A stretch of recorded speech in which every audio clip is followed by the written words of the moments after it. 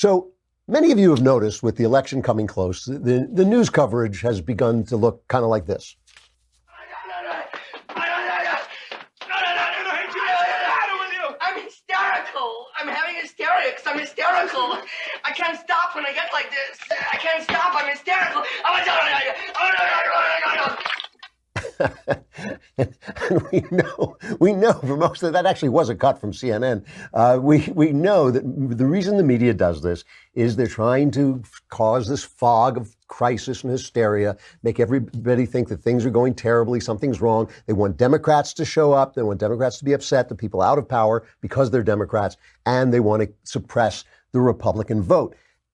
And we have this kind of larger responsibility not to just react. We have a responsibility to, when I talk about the culture, I always talk about how conservatives ignore the culture. The culture is not just the movies. It's not just talk shows.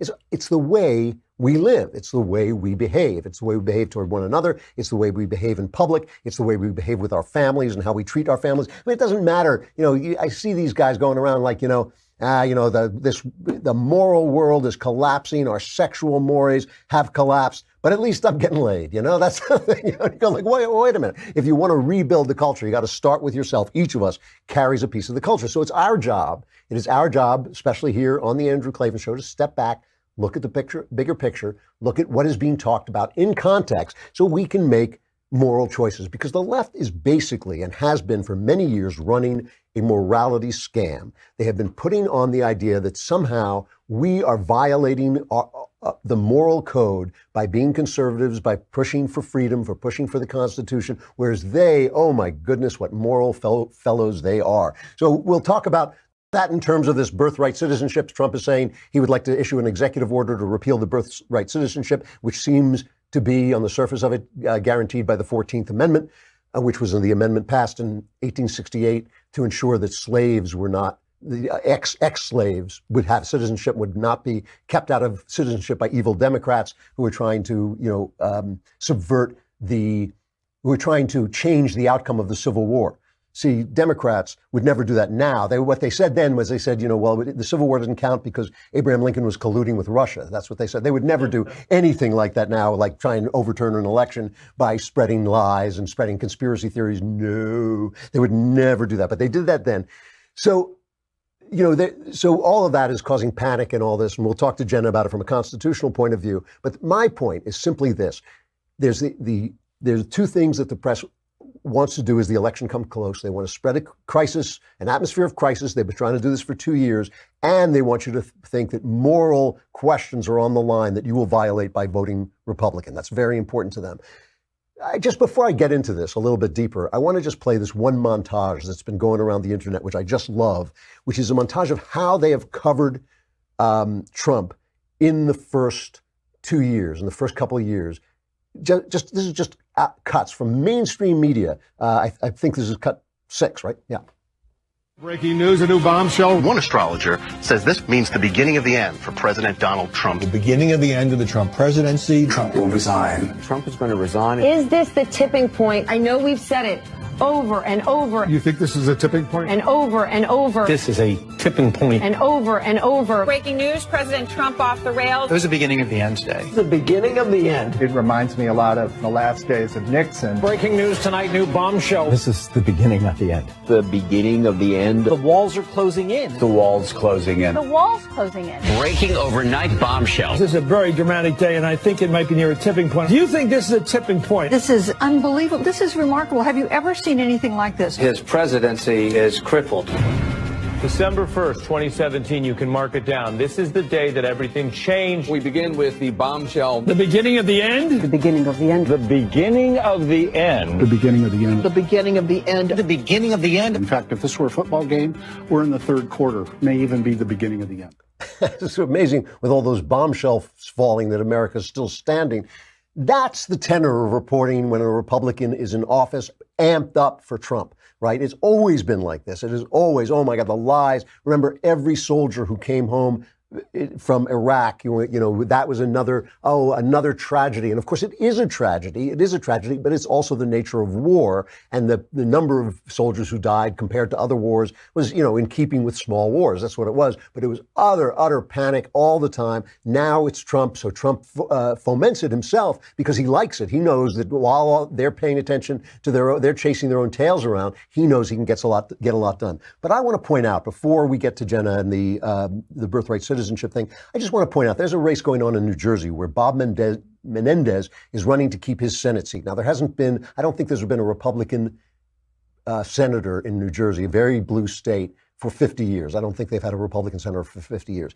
So the Democrats are pouring money into this race. They are pouring money to keep Menendez in his seat. And it's a very close race. He's up against Bob Huggan, I think his name is Huggan, maybe. He's an ex-pharmaceutical executive. Now, remember who Menendez is, right? This is a guy who was investigated. There was substantial corroborated evidence that he was doing favors for his pal, a Florida ophthalmologist, Solomon Melgen. And in response to this, Melgen was taking him on trips to the Dominican Republic, and they were sleeping with underage prostitutes, all right? They were sleeping with underage prostitutes, and there was a lot of evidence of this, a lot of corroborated evidence. And he went on trial for corruption, not just for this, but for all kinds of corruption, and the jury deadlocked, and they dropped the case, okay? But the Senate Select Committee on Ethics severely admonished him. There's no question that some of this stuff was going on. He's obviously just barely escaped. He only barely escaped being convicted. Remember Roy Moore? Okay, so he's accused credibly, with corroboration, of sleeping with underage prostitutes, right? So let's go back to Roy Moore, who was in that special election to become senator in Alabama, right? And there were unsupported allegations that 40 years before, as a younger man, he had dated very young women, maybe one of them underage, because remember the age limit then was very low. So he was within the law most of the time, and these were uncorroborated. Now, I said at the time, I don't like Roy Moore. I don't like him for his politics. I don't like him because I think he's phony. I have all kinds of reasons for not liking him. I didn't know anything about whether these charges were true. But what I said is we cannot lose that vote. We should elect him and then censure him, then throw him out. But first elect him, do not lose the seat, because the seat is what matters. Remember the absolute wave of moral indignation that this man, here's just one sample, is Stephen Colbert doing a whole 5-minute routine about this. And now we've learned that in the 80s, when he was a local assistant district attorney, Moore was banned from an Alabama shopping mall for bothering teenage girls. The only place in the mall the girls was safe was Forever 21, because that is way too old for Roy Moore.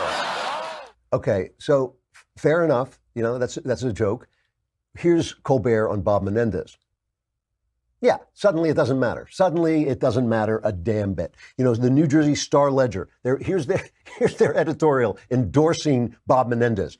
Choke it down and vote for Menendez. Before he was caught in 2015, Senator Robert Menendez broke Senate rules by routinely accepting expensive gifts, including private jets to luxury resorts abroad. He kept those gifts secret, breaking another rule. He then used his office to promote the personal and business interests of the man who paid the bills. All that was the unanimous conclusion of the Senate Ethics Committee, including all the Democrats. It's a miracle that Menendez escaped criminal conviction, but vote for him. Come on, we need the vote. We need the vote. So all that posing from not just the news media, not just that, but also from Colbert, also from the entire entertainment media. They were so shocked that Roy Moore may have put his hand on the bra of a young girl when he was a younger man legally. They were so shocked. Nothing. Crickets. It's a scam. It's the morality scam. It is all about power. My big point, though, is this moral superiority is an illusion.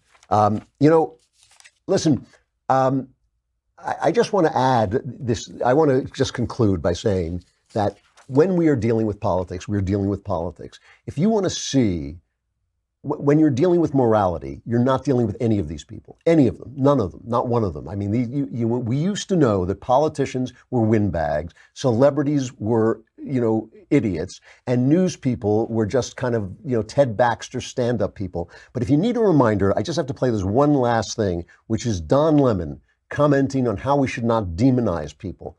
Let's play this.